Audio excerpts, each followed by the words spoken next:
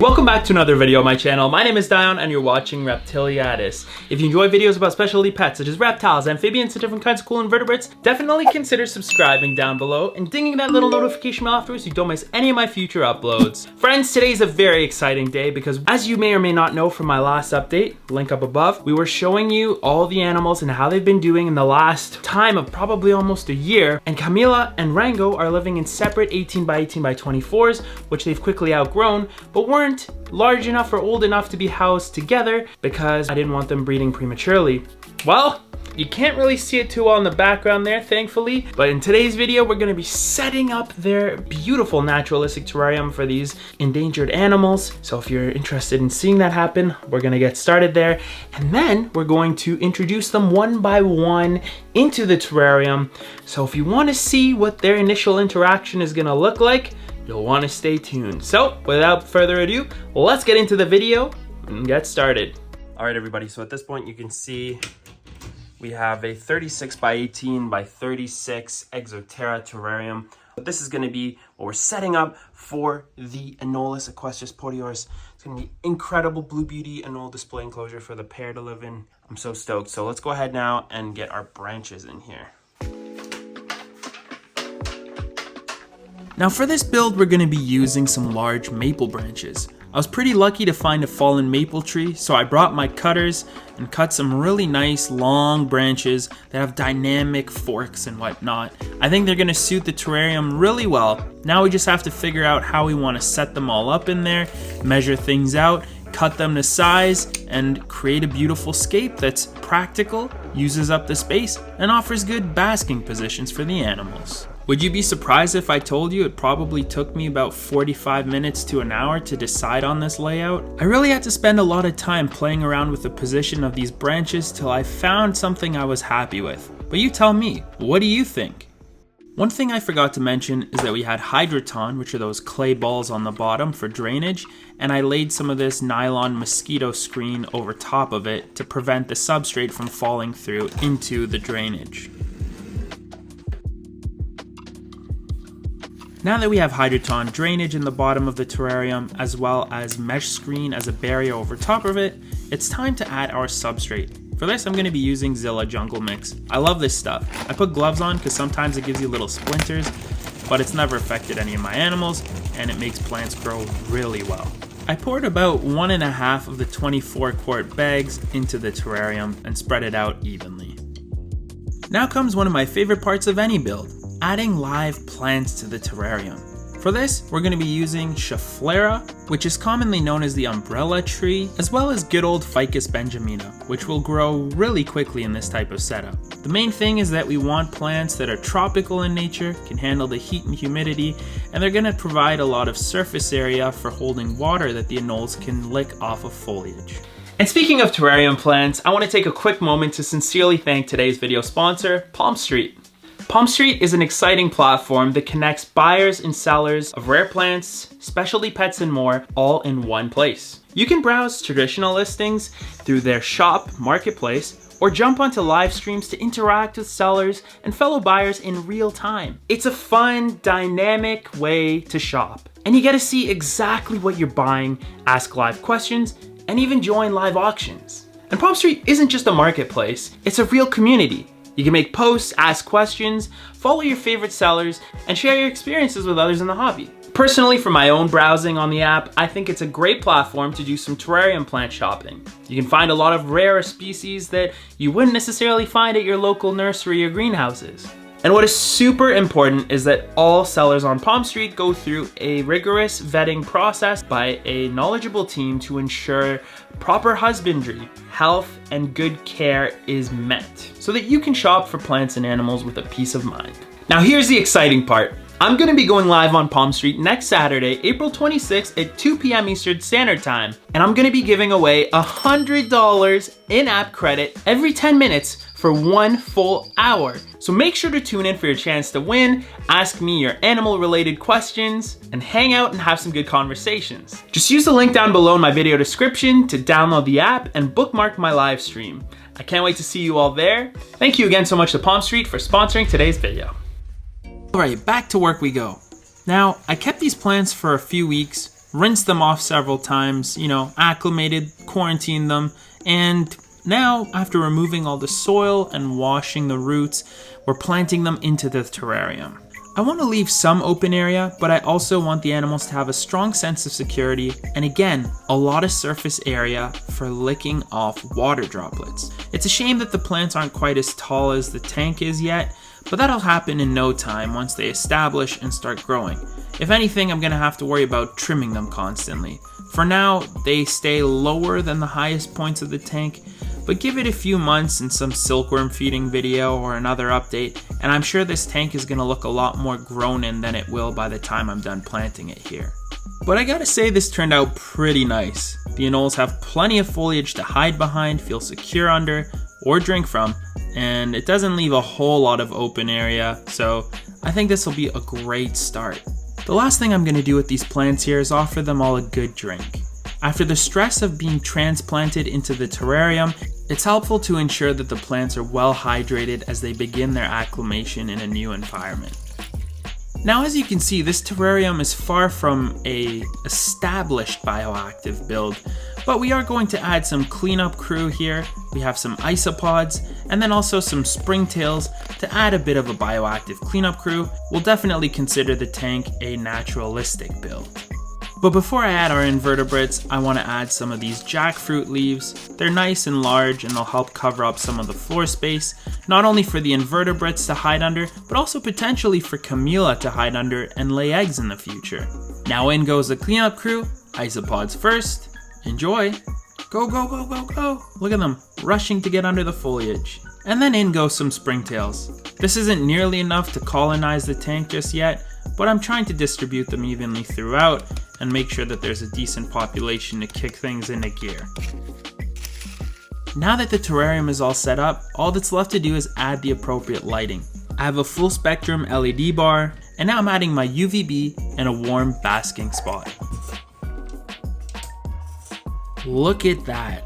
I'm so excited to move the anoles into here. All we need to do now is just run the misting system and make sure it's working well. Alright, give it a sec. Water's getting to the nozzles. Pumps on, okay. Perfect. We have water, woo! Now that is a rainstorm. Friends, this terrarium is ready for some anoles. Alright, Rango, let's go, buddy. Come on. How stoked are you? Oh.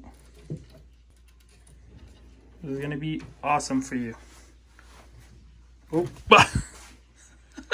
Alright, Rango. He's ready for action, guys. Alright, Mr. Rango, ready? This is your new home. Go for it, dude.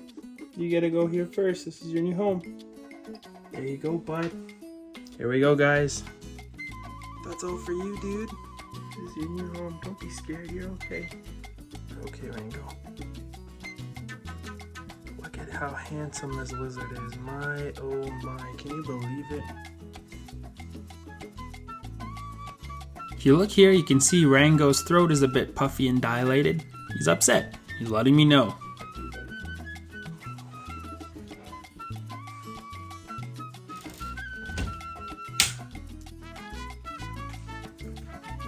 After introducing him to his new terrarium, I was pretty eager to observe Rango and see how he'd settle in over the next few days. One thing that really caught my eyes when filming time lapses, I couldn't believe how observant night anoles are. I mean, look at those little eyes turning and moving independently like a chameleon. This animal is constantly scoping out its surroundings. Seems like he's finding his bearings. And look, we even get a little dewlap display. After settling into his home for a few days, it was time to give him his first meal in the new terrarium, a hornworm. And as you can see, he was pretty happy to indulge. Yum yum. Oh, gross.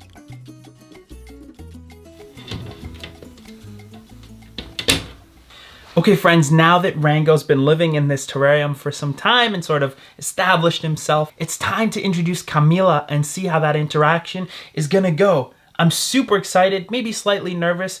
I don't imagine that they're not gonna get along. This guy's gonna try and mate with her right away. The question is, how is Camila gonna react? We'll find out shortly. But the other thing I wanna do right now is ask you guys that for today's question of the day, what is an upgrade you wanna do in your reptile room this spring? Most of us keep a few animals. Some of us might have none. But for those of you who have any pets, I'd love to know from you what species you're keeping that you're currently thinking about upgrading into a nicer terrarium, whether it's out of necessity because your pet is growing or because you just want to offer them a bigger and better home. Let me know in the comment section down below. As always, I'll give your comment a heart and we can engage in a little bit of a conversation. Thank you. All right, guys, so here's the thing.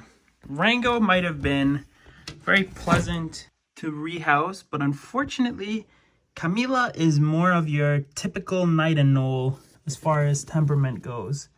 I don't expect that this is gonna go as smoothly.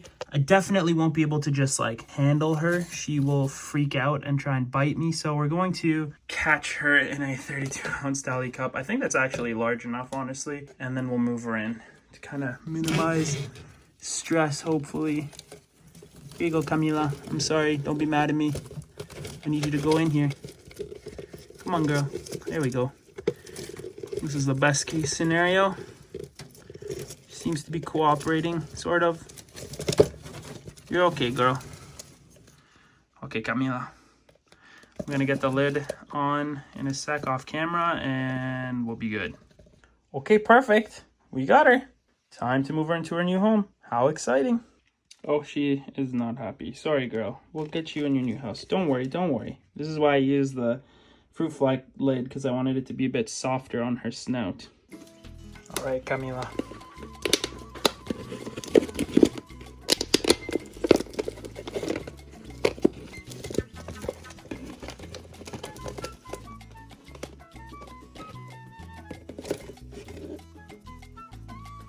Here we go. Oh my goodness.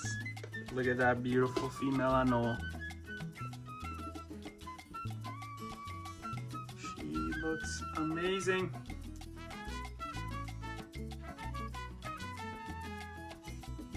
And somebody's already watching. All right, here we go. They're both in there, guys. And again, Rango is really watching Camila right now. Oh my goodness, that did not take long. Look at this guy. He's letting her know. Oh my gosh.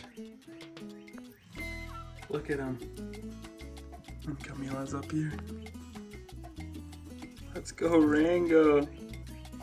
Well, guys, it certainly didn't take long for Rango to start making his presence known to Camila.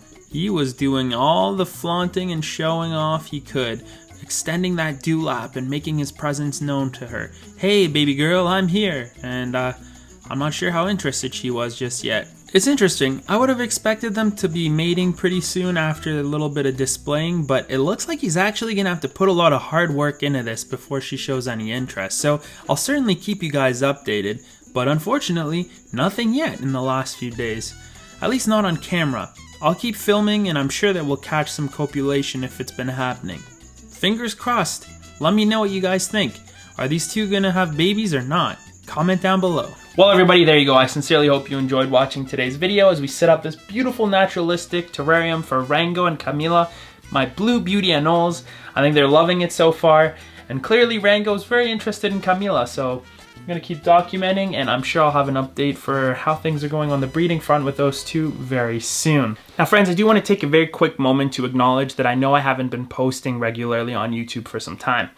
Without getting too into the nitty-gritty, it's been kind of challenging for me. First of all, I want to acknowledge that I know I keep saying, oh yeah, I'm coming back, and then I don't. There's been months between uploads since the whole crypto fiasco. Link up above if you haven't seen that. I think the challenge is that I set the bar really high for myself when I edited that crypto video, at least compared to what I normally do for editing. And I'm having a hard time scaling it back to my normal style video. I feel like I'm kind of letting myself down creatively or not putting something out that I'm fully proud with now that I've reached this new standard of editing. But then the flip side of that is that I'm not posting often enough. And I know people are thinking, well, it doesn't take months to put out a video like that. No, certainly not. But you have to remember that I'm taking care of all these animals myself. I'm corresponding with sponsors. I'm editing everything myself. I'm engaging in other social media platforms and creating content for that. It's a lot. And so I've kind of put YouTube on the back burner, but I don't want it to be that way. I'm kind of getting to a point where I'm balancing things out again. I have 3 other videos fully filmed. One of them is almost fully edited. So it might not be a weekly thing. I'd like to get to a point where I'm posting weekly again, but I will be posting on YouTube much more consistently than I have been. So I thank you all so much for your support, for your patience, and for waiting it through, or, you know, sticking it out here for me and supporting. So ultimately, there will be more YouTube content coming after this, and there won't be months between each upload. I think we're getting to the tail end of this lengthy gap of no content, and I'm going to find more consistency going forward.